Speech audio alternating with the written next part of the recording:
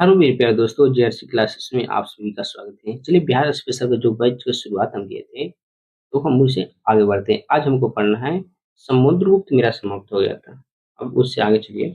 तो ये कहानी समझिए। सबसे पहले देखिए, एक है समुद्रगुप्त।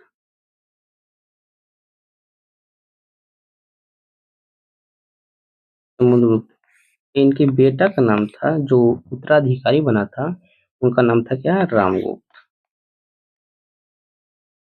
रामगुप्त, ठीक है।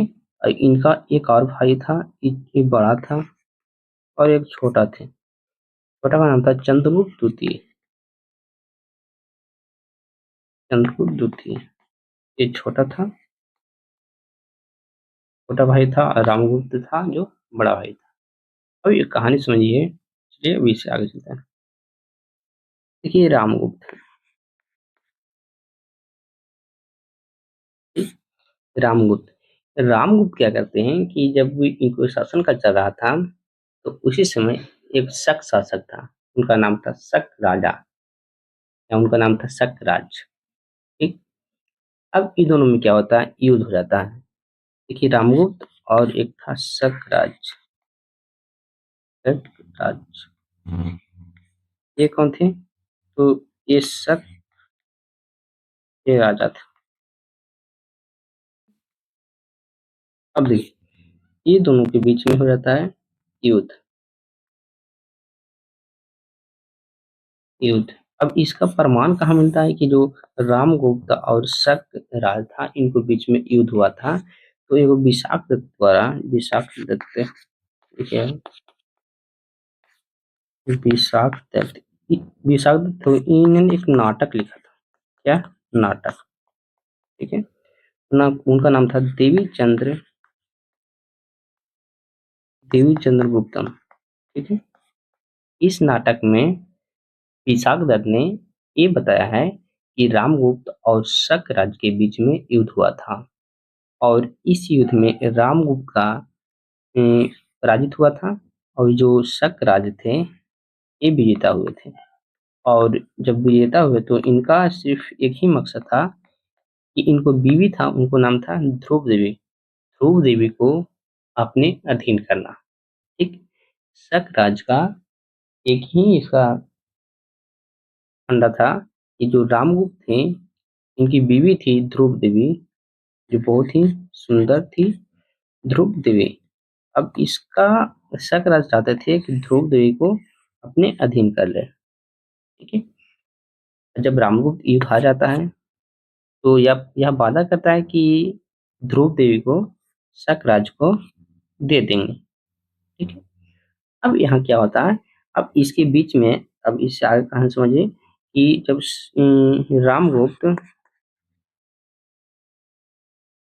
रामगुप्त और एक तरफ है शकराज।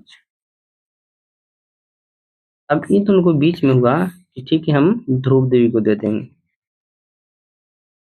ध्रुव देवी को, जो इनकी पत्नी थी, वो शकराज को दे देंगे। लेकिन इसी का बीच में आ जाता है इनका छोटा भाई। उनका नाम था चंद्रगुप्त द्वितीय। चंद्रगुप्त द्वितीय। अब क्या होता है? चंद्रगुप्त द्वितीय द्वितीय को ये बात अच्छा नहीं लगता है। अब ध्रुव देवी को कैसे उसको शकराज को दे सकते हैं? तो इन्होंने क्या किया था कि चंद्रगुप्त द्वितीय ने यह औरत का भेष बनाकर, ठीक है, औरत का भेष औरत का भेष बदल कर क्या इन्होंने किया कि शक राज के, जो शक राज है, यहाँ पे जाकर इसके शासन काल में, जब इसके क्या बोलते हैं, दरबार में जाकर इस शक राज को हत्या कर दिया। हत्या करने के बाद जब वो घर वापस आया, तो उसके बाद रामगुप्त की हत्या करके ध्रुव देवी से इन्होंने शादी कर लिया। कहने का अर्थ हुआ कि चंद्रगुप्त द्वितीय भी चाहते थे ध्रुव देवी को, और ध्रुव देवी से इसने विवाह किया अपने बड़े भाई को, रामगुप्त को हत्या करके। ठीक है। तो चलिए अब इसको लिख लेते हैं। आए समझ में पता? चलिए अब इसको लिखिए। ठीक है। देखिए, समुद्रगुप्त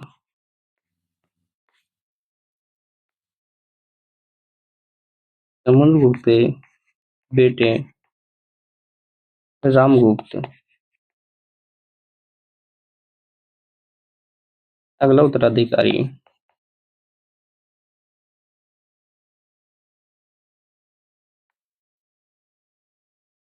अगला उत्तराधिकारी बना जब इन्होंने गद्दी पे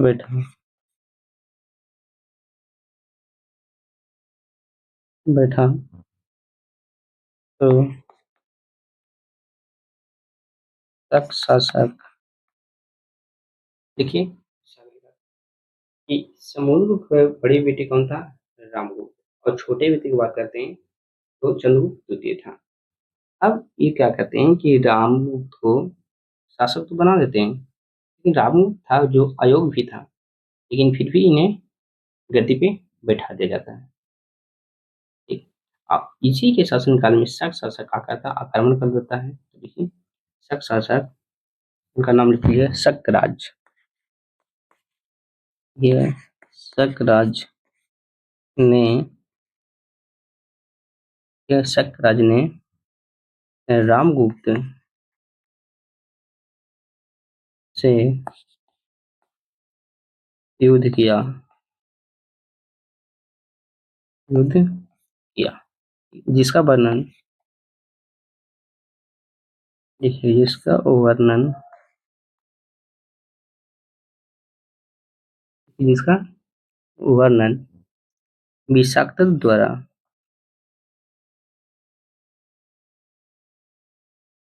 विषाक्त द्वारा रचित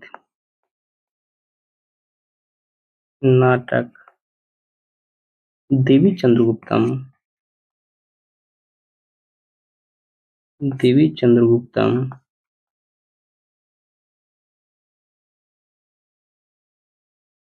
में। ठीक है, देखिए इसको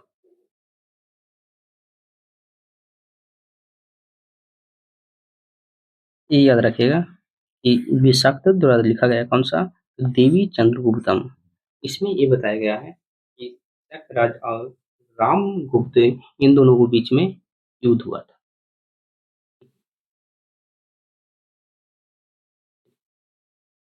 हो गया। अब इससे आगे चलते हैं। देखिएगा ये शकराज, आगे लिखिएगा शकराज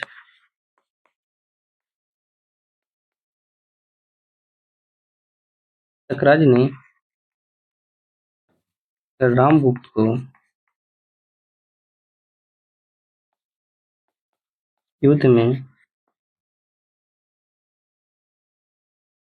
पराजित किया। पराजित किया और शर्त ये रखा कि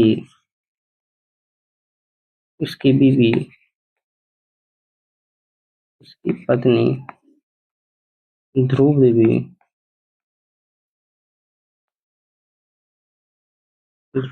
को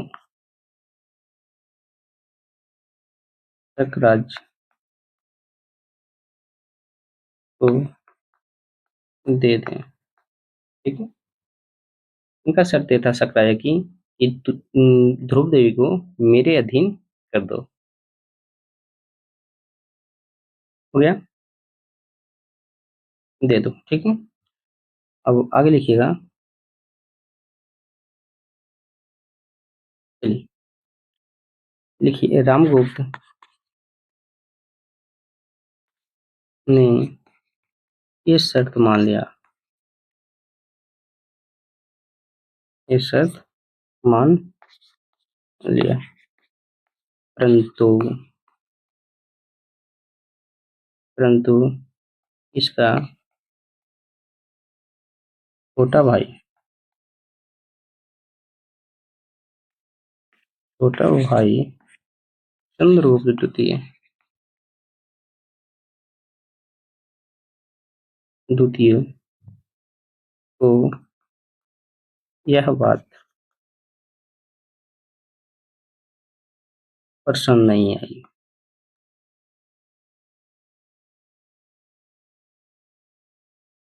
आई और उन्होंने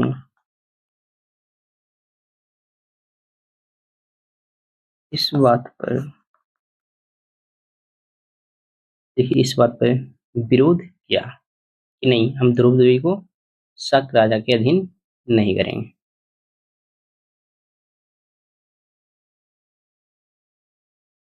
चलिए इसको नोट कीजिए। इस बात पर विरोध किया, ठीक है, विरोध किया और चंद्रगुप्त द्वितीय ने शक राज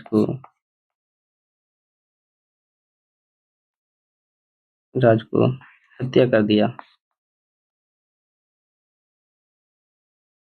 हत्या, एक मिनट, चलिए, शकराज को औरत के भेष, देखिए, औरत के भेष बनाकर, ये स्त्री का वेश लिख लीजिए, स्त्री के भेष बनाकर शकराज को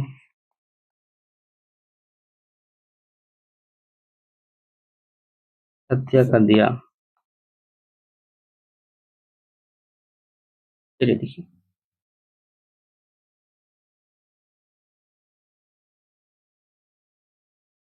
हो गया। चलिए अभी से आगे चलते हैं। और आगे लिखिएगा, और कुछ समय बाद अपने बड़े भाई रामगुप्त रामगुप्त को हत्या कर हत्या कर ध्रुव देवी ध्रुव देवी इसको क्या लगेगा, भाभी लगेगा, क्या भाभी, वो हावी से विवाह विवाह किया और अगला शासक बना, अगला शासक बना, ठीक है। जो रामगुप्त था वह अयोग्य था, अयोग्य होने के कारण चंद्रगुप्त द्वितीय ने उसे हत्या कर दिया। हत्या करके ध्रुव देवी उनकी पत्नी था, उससे उन्होंने विवाह किया, ठीक है। तो चंद्रगुप्त द्वितीय ने दो विवाह किया था, एक ध्रुव देवी से किया था, एक कुबेर नाग से किया था, दो विवाह इन्होंने किया था। तो हो गया। अब क्या क्या अब आता है चंद्रगुप्त द्वितीय का शासनकाल, ठीक है। तो आगे लिखिए, चंद्रगुप्त द्वितीय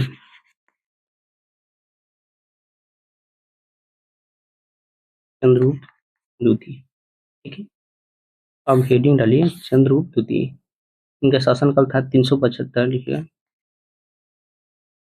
375 से 412 ईस्वी तक, सॉरी 415 तक भी, 375 से 415 ईस्वी तक चंद्रगुप्त द्वितीय का शासनकाल रहा था।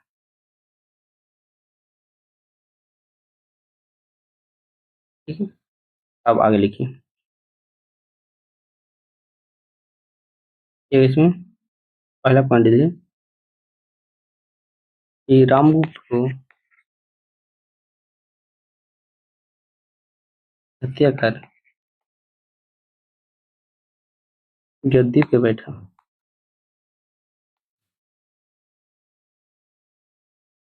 गद्दी पे बैठा, ठीक। चलिए पहले कि रामगुप्त को हत्या कर गद्दी पे बैठा।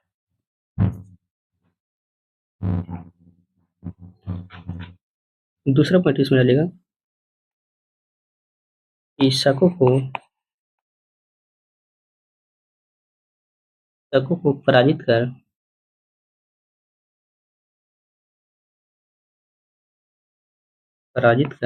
389 में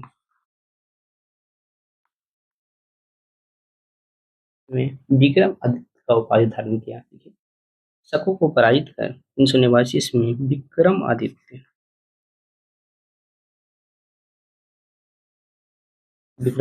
की उपाधि धारण की। तो चलिए नोटिस कीजिए,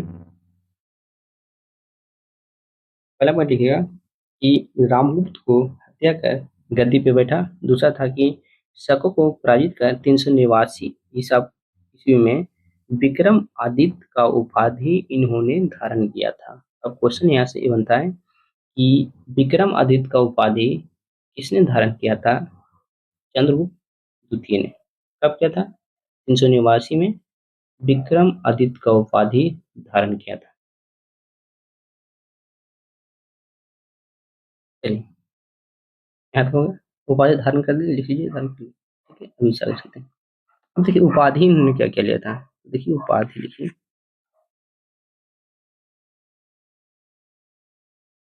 उपाधि लिखिए।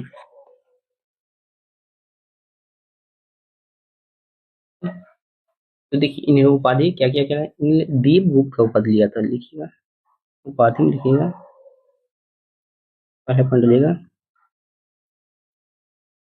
देखिए पहले पॉइंट लिखें कि देवगुप्त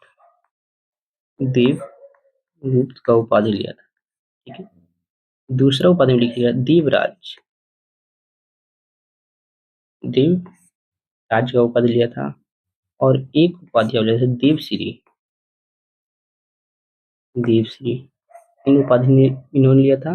और एक और लिया था विक्रमादित्य। ठीक, लिख लीजिए, विक्रमादित्य का उपाधि इन्होंने लिया था। ठीक है, तो चार उपाधि हुए, देवगुप्त, देवराज, देवश्री और विक्रमादित्य का उपाधि इन्होंने लिया था। ठीक है, इसको नोट कीजिए।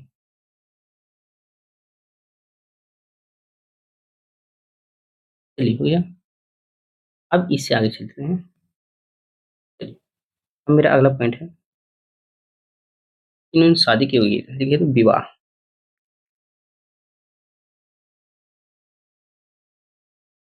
देखिए विवाह।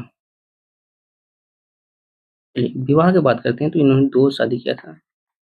ठीक है, किन से किया था? तो पहला था जो वो अपनी भाभी से किया था, उनका नाम था ध्रुव देवी।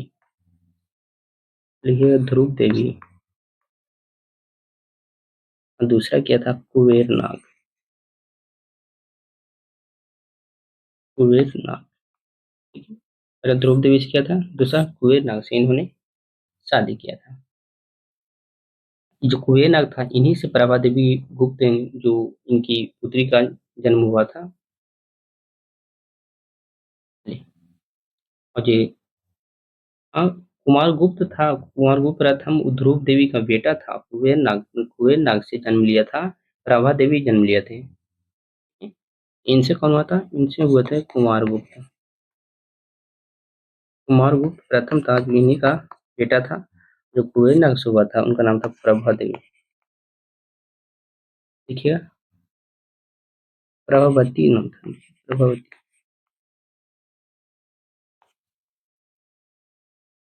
चलिए भैया, अब चलते हैं इसे आगे।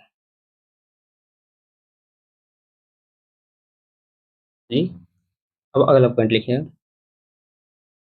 अगला पॉइंट ये लिख लीजिए कि ध्रुव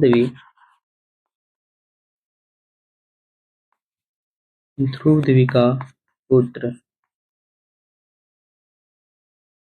कुमारगुप्त,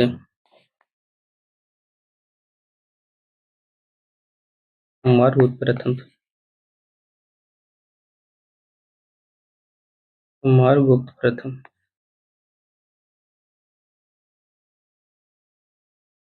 ठीक है, और एक लिखिए कुबेर नाग,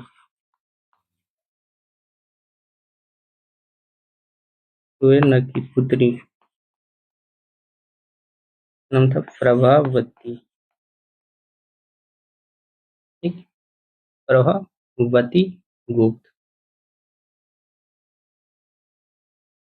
हम्म, ठीक है। ये जो प्रभावती गुप्त था, इनको शादी किससे किया था? तो ये आपको पता होना चाहिए कि बकाटक नरेश का, बकाटक के राजा था, उसका नाम था रुद्रसेन द्वितीय। उनसे इनसे विवाह होता है। तो अगला पॉइंट डालिएगा कि प्रभा देवी या प्रभावती के विवाह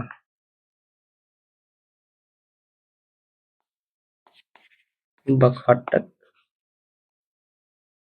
नरेश रुद्रसेन या रुद्रसेन द्वितीय के साथ हुआ।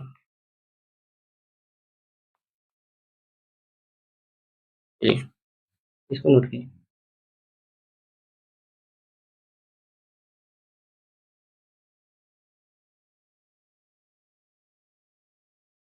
चलिए, हो गया।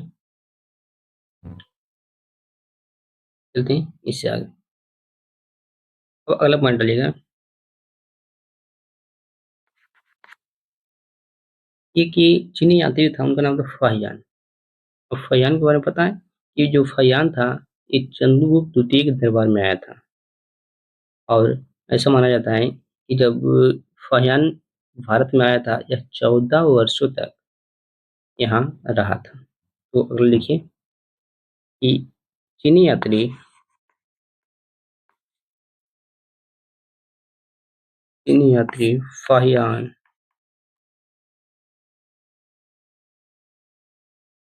चीनी यात्री फाहियान चंद्रगुप्त द्वितीय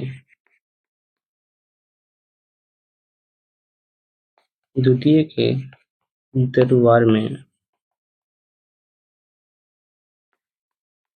आया था और उन्होंने उन्होंने 14 वर्ष तक भारत में रहा था। ठीक है।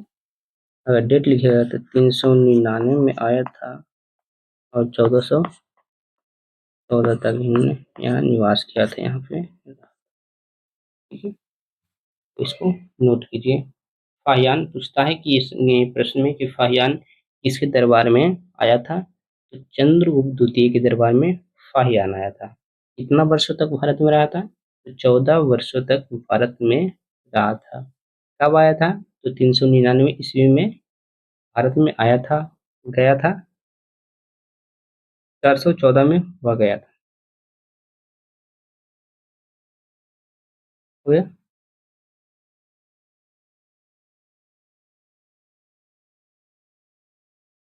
चलिए, अब इससे आगे लिखिए।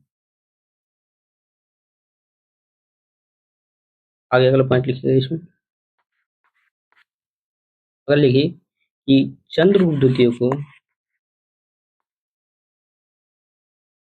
चंद्रगुप्त द्वितीय को एक अभिलेख है, लौह अभिलेख। लिखिएगा, चंद्रगुप्त द्वितीय को मेहरौली,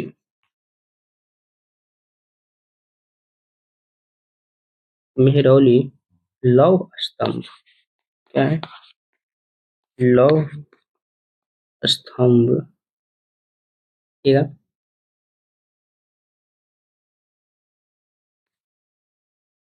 चलिए, देखिएगा, मेहरौली लौह स्तंभ। ठीक है। इसमें चंद्र द्वितीय को सिर्फ चंद्र का नाम दिया गया है। क्या नाम दिया गया है? चंद्र। लिखिएगा, चंद्र के नाम से संबोधित किया गया है।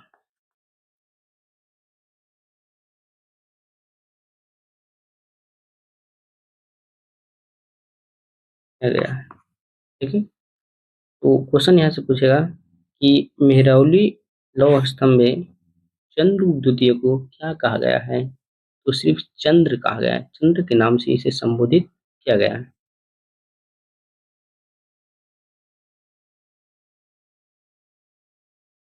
चलिए हुआ।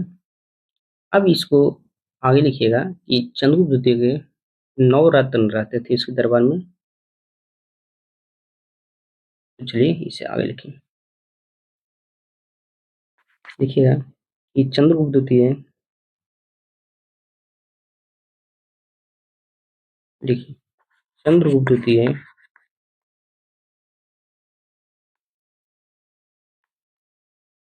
द्वितीय के दरबार में 9 रत्न रहते थे।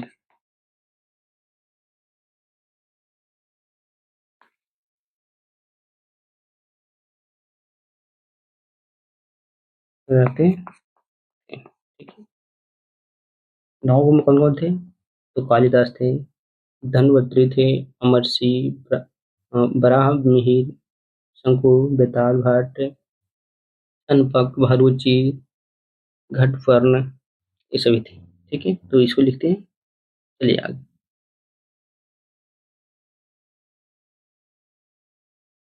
ये देखिए नवरत्न,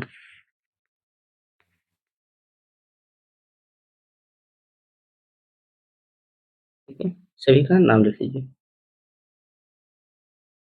लिखिए पहला नाम लिखिए। पहले लिखिए कालिदास। कालिदास। अगला दूसरा लिखिए धनवंतरी।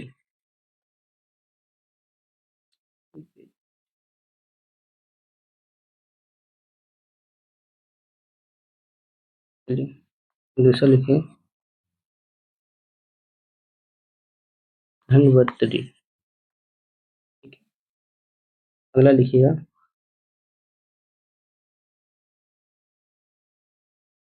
चलिए लिखिए अमर सिंह। अगला अमर सिंह। ठीक है।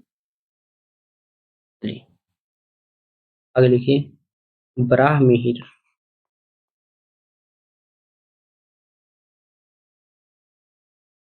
ठीक है।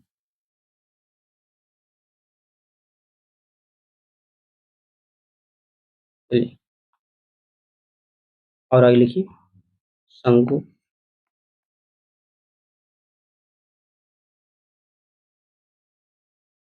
आगे लिखिए बेताल।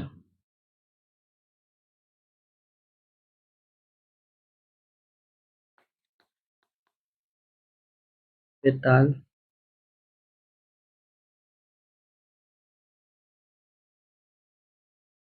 चलिए आगे लिखिए बेताल भट्ट कर दीजिए। बेताल भट्ट। ठीक है। आगे लिखिए घटक फल। ठीक है। ये आगे लिखिएगा, आगे तो इधर हटिए, इसमें लिख देते हैं। चलिए इसको देखिएगा, आगे छन पक।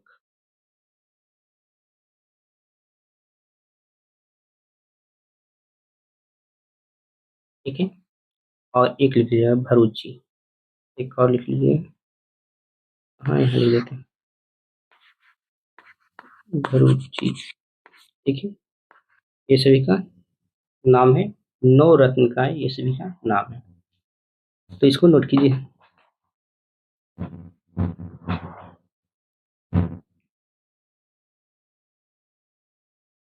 चलिए हो गया। अब यही तक चंद्रगुप्त द्वितीय समाप्त होता है, उसके बाद आता है कुमार गुप्त।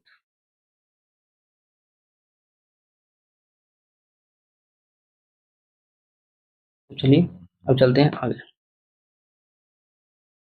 अब अगला उत्तराधिकारी कौन बनता है? तो लिखिए अगला उत्तराधिकारी,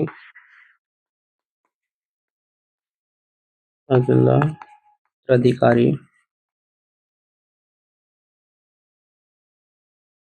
कुमारगुप्त। कुमारगुप्त प्रथम बना। ठीक है। चलिए लिखिए, इसको नोट कीजिए। अब हेडिंग डालिए यहाँ से, कुमारगुप्त। कुमारगुप्त प्रथम। चलिए हेडिंग डालिए और इसमें लिखिए, सबसे पहले पॉइंट डालिए, ये चंद्रगुप्त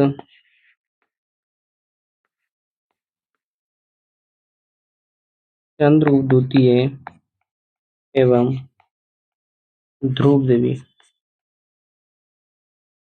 ध्रुव देवी से इन्होंने क्या किया था, शादी किया था।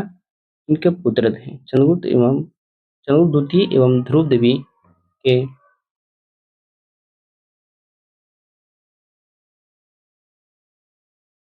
एक मिनट रुकिए।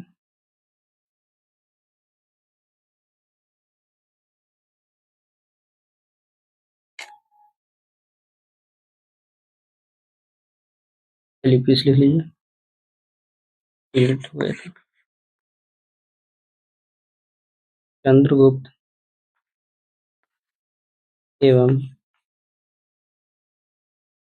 ध्रुव देवी के पुत्र थे। ठीक है, पहले पॉइंट ये डालिए। अगला पॉइंट लिखिएगा कि कुमारगुप्त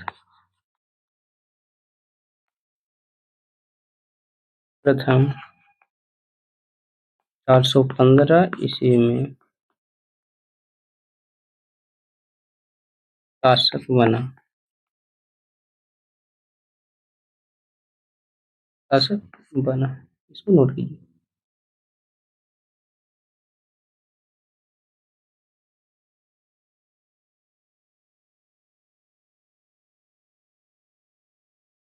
ठीक है, अब चलिए इसके आगे। अब इसके आगे पढ़िएगा, नालंदा विश्वविद्यालय को याद रखिएगा। लिखिएगा नालंदा विश्वविद्यालय।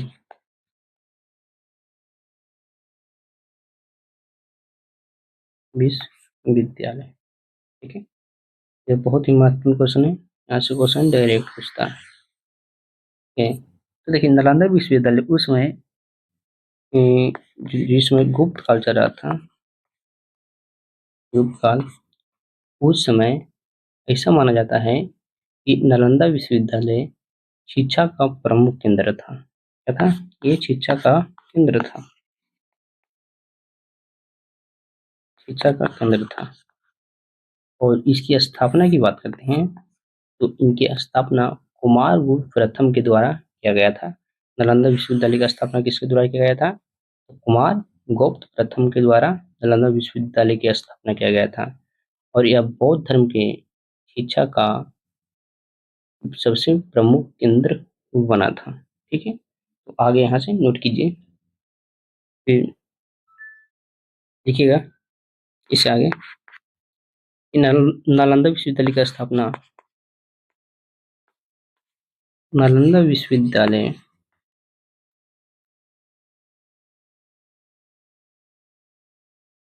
विद्यालय की स्थापना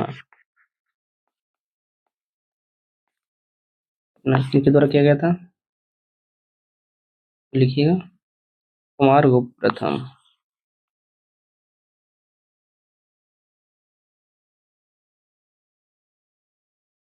प्रथम के द्वारा किया। ठीक है, इसको नोट कीजिए।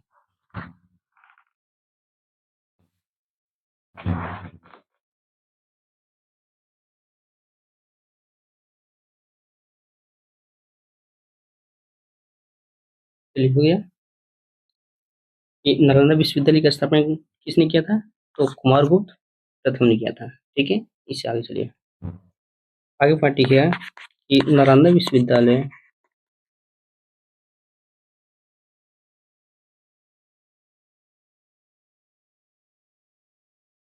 लिखिएगा नालंदा विश्वविद्यालय गुप्त काल में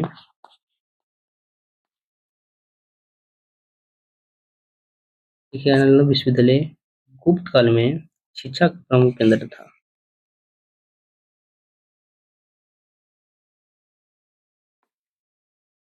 शिक्षा का प्रमुख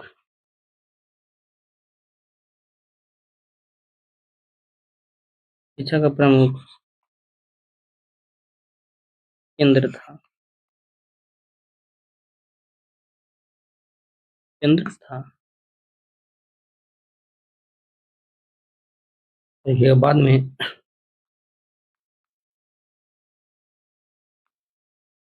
नालंदा विश्वविद्यालय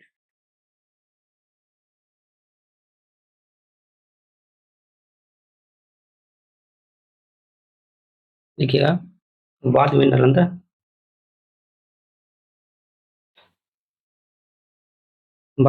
विश्वविद्यालय देखिए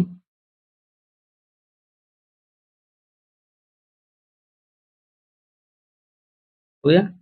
बाद में नालंदा विश्वविद्यालय बौद्ध धर्म के बौद्ध धर्म के शिक्षा का प्रमुख केंद्र बन गया। लिख लीजिएगा प्रमुख केंद्र बन गया। प्रमुख केंद्र बन गया। ठीक।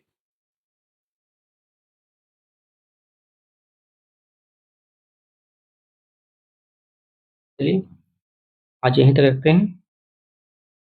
अब अगला वीडियो में इसे आगे चलेंगे। ठीक है। ओके। All the best. आप लोग चैनल को सब्सक्राइब करें एवं शेयर करें।